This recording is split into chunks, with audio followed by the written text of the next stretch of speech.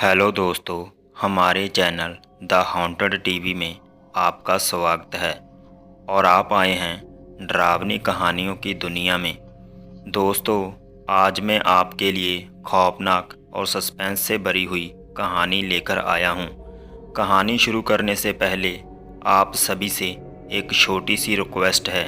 अगर आपने अभी तक मेरे चैनल को सब्सक्राइब नहीं किया तो ऐसी ही डरावनी और खौफनाक कहानी सुनने के लिए मेरे चैनल को सब्सक्राइब ज़रूर करें और साथ ही बेल आइकन को ज़रूर दबाएं ताकि जब भी हम कोई नई कहानी अपलोड करें तो सबसे पहले उसकी नोटिफिकेशन आप तक पहुंच सके। दीपक की एक कंपनी में नई नई सेल्स की जॉब लगी थी। नया होने के कारण दीपक को उसकी फील्ड में काम करने का ज़्यादा अनुभव नहीं था और वो अपने सीनियर के अनुसार उस काम को अंजाम देता था और उसके सीनियर्स उसे काम करने के लिए हमेशा उस पर टारगेट का दबाव बनाते थे। ऐसे ही एक शाम को उसको उसके सीनियर्स की कॉल आई और उसे कंपनी की सामान की मार्केटिंग के लिए शहर से एक अजीब ही सुनसान जगह जाने के लिए कहा गया। उसने घड़ी की ओर देखा तो शाम के 5 बज रहे थे। बाहर मौसम काफ़ी ख़राब था। घने बादल के कारण ऐसा लग रहा था कि मानो रात हो चुकी हो। साथ ही साथ तेज बारिश भी शुरू हो गई थी। दीपक वहां जाता तो लौटने में देर रात हो जाती। ये सोचकर उसने अपने सीनियर से कहा, सर मेरे हिसाब से इतनी देर वहां जाना ठीक नहीं है, मैं कल चला जाऊंगा। दूसरी ओर से उसका सीनियर गुस्सा होकर बोलता है, देखो सेल्स वाले बंदे समय को नहीं देखा करते। इस फील्ड में वैसे भी बहुत ही कंपटीशन है। यदि तुम्हें कोई परेशानी हो रही हो तो मैं किसी और को भेज सकता हूँ, उसका टारगेट भी पूरा हो जाएगा। टारगेट के बारे में सोचकर दीपक ने जाने के लिए हाँ कर दी। हैरान परेशान सा वो तेज बारिश में अपनी बाइक से शहर की भीड़ भाड़ वाली सड़कों से निकलकर वहाँ पहुँच गया। ये एरिया भी लोगों की आवाज़ से हर वक्त रोशन रहता है, मगर आज खराब मौसम के चलते तेज बारिश के कारण दूर दूर तक उसे कोई इंसान नज़र नहीं आ रहा था। वो जल्दी जल्दी अपनी बाइक चलाकर साइट पर पहुंच गया, मगर वहां कोई भी नहीं था।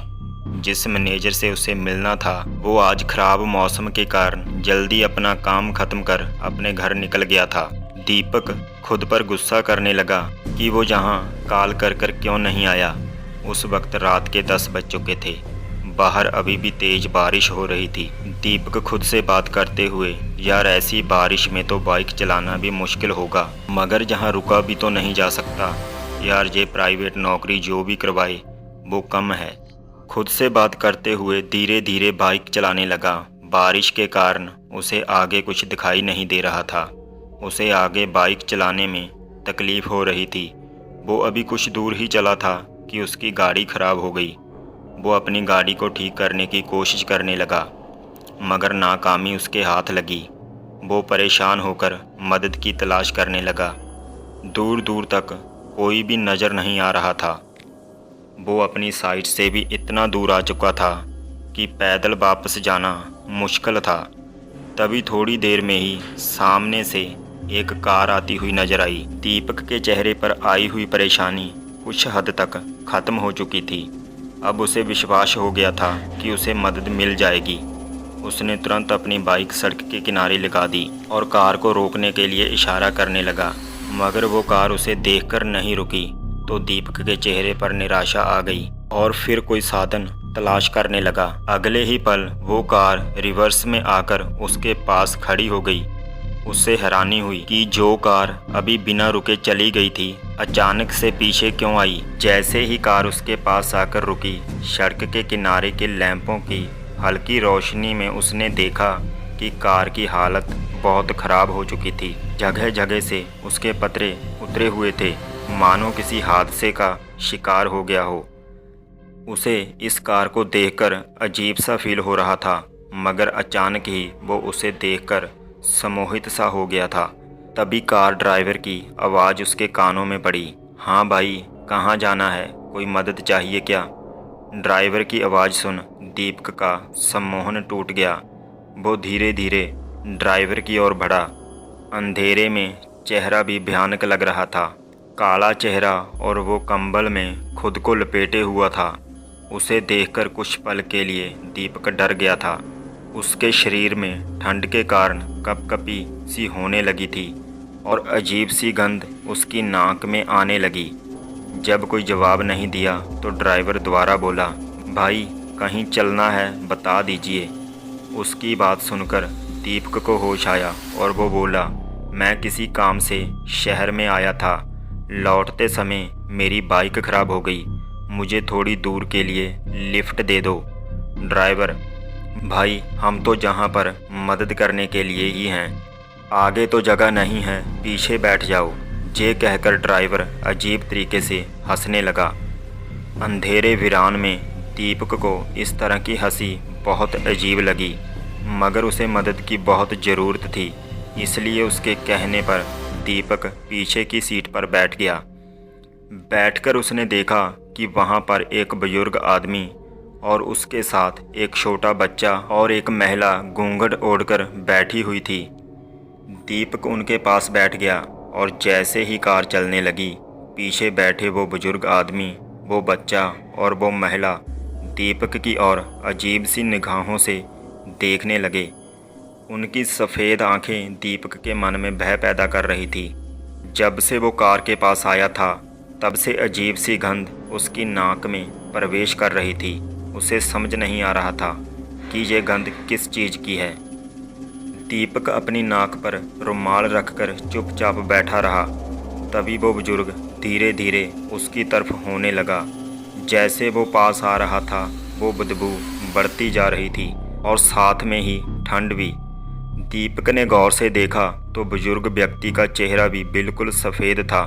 चेहरे पर ढेर सारी झुर्रियाँ और आँखें इतनी काली मानो आँखों की जगह गड्ढे हो। उस पर लगे हुए चश्मे की गिलास टूटी हुई थी। दीपक डरते हुए साइड में होता गया। बुजुर्ग ने उसे कहा, बेटा कौन हो तुम? बहुत दिनों बाद इस रास्ते पर किसी सवारी को देखा है।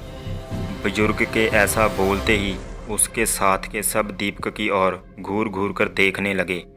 उन सब की आंखों में एक खालीपन सा था। ये देखकर दीपक थोड़ा सा परेशान हो गया था। दीपक ने सिगरेट के लिए अपनी जेब में हाथ डाला तो उसके हाथ में लाइटर आ गया। जैसे ही उसने लाइटर जलाया, वो बुजुर्ग डरकर उससे थोड़ा दूर हो गया, मगर वो अजीब सी गंध और अधिक आनी शुरू हो गई। दीपक ने अपने हाथ में सिगरेट का डब्बा निकाला और वो बारिश में पूरा भीग चुका था। दीपक ने गुस्से में चलती हुई कार से वो डिब्बा बाहर फेंक दिया और लाइटर अपनी जेब में रख लिया।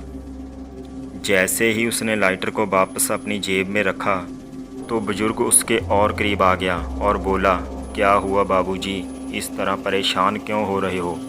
कहते हुए वो ज़ोर ज़ोर से हंसने लगा। उसके साथ साथ वहाँ बैठे बच्चा और महिला भी उसके साथ ज़ोर ज़ोर से हंसने लगी। सभी लोग धीरे धीरे उसके पास आने लगे। बारिश में भीगने के कारण उसके कपड़े उनके शरीर में चिपके हुए थे। दीपक ने ध्यान से देखा तो उन सब के शरीर पर चमड़ी का नामो निशान तक नहीं था, सिर्फ हड्डियों का ढांचा ही था। दीपक बहुत डर गया। वो ज़ोर ज़ोर से चिल्लाने लगा।